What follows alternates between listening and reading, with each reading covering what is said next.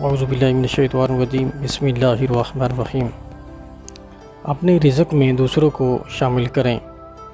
اگر آپ اچھا رزق کما رہے ہیں تو یقین جانیں اس میں آپ کی ذہانت یا صلاحیتوں کا کوئی کمال نہیں، بڑے بڑے عقل کے پہاڑ خاک چھان رہے ہیں۔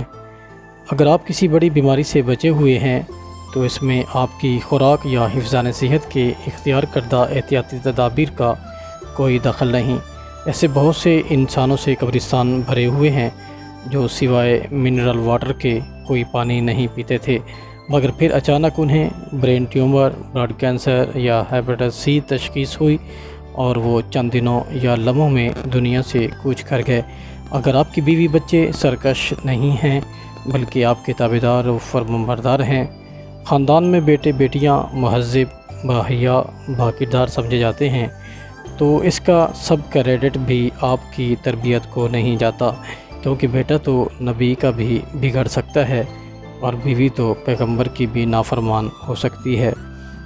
اگر آپ کی کبھی جیب نہیں کٹی، کبھی موبائل نہیں چھینا، تو اس کا یہ مطلب نہیں کہ آپ بہت چوکنے ہوشیار ہیں، بلکہ اس سے یہ ثابت ہوا کہ اللہ نے بدکماشوں، جیب کتروں اور راہزنوں کو آپ کے قریب نہیں بھٹکنے دیا تاکہ آپ ان کی ضرر رسانیوں سے بچے رہیں۔ یہ غالباً ہر انسان کی فطرت ہے کہ جب وہ خود دوسروں سے اچھا کما رہا ہو تو یہ سوچنا شروع کر دیتا ہے کہ وہ ضرور دوسروں سے زیادہ محنتی، چالاک اور اپنے کام میں زیادہ ماہر ہے۔ پھر وہ ان لوگوں کو حقیر سمجھنا شروع کر دیتا ہے جن کو ناپتولہ رزق مل رہا ہے، ان پر تنقید کرتا ہے اور ان کا مذاق اڑاتا ہے، مگر جب وقت کا پہیہ الٹا گھومتا ہے تو اس کو پتہ چل جاتا ہے کہ حقیقت اس کے برعکس تھی جو وہ سمجھ بیٹھا تھا۔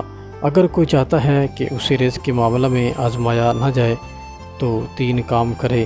نمبر 1، جو کچھ مل رہا ہے اسے محض مالک کی عطا سمجھے، نہ کہ اپنی قابلیت کا نتیجہ، اور ساتھ ہی مالک کا شکر بھی بجا لاتا رہے۔